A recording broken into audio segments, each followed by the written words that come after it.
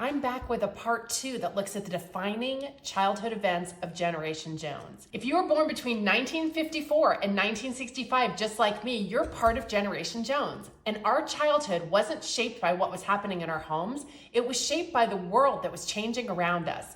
We lived through some of the most pivotal events in American history, and even as kids, those moments left a mark. First up was the Cuban Missile Crisis in 1962. I wasn't born yet, but some of us were. My parents told me they were glued to the TV, wondering if we were on the brink of nuclear war.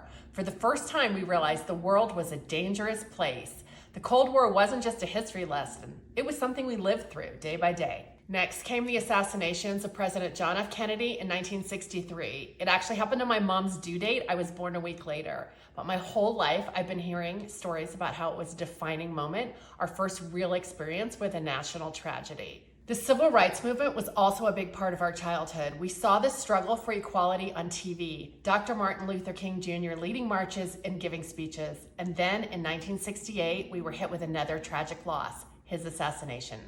The dream didn't die that day, but for us kids, it was another reminder that our heroes aren't invincible. But it wasn't all darkness. In 1969, we watched with wide eyes as humans landed on the moon.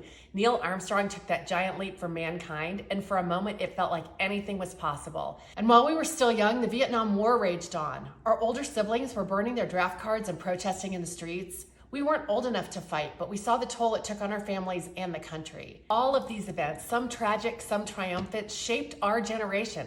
They gave us a sense of caution, resilience, and hope all at once. Growing up in the shadow of these moments, we learned that history isn't something you read about, it's something that you live through.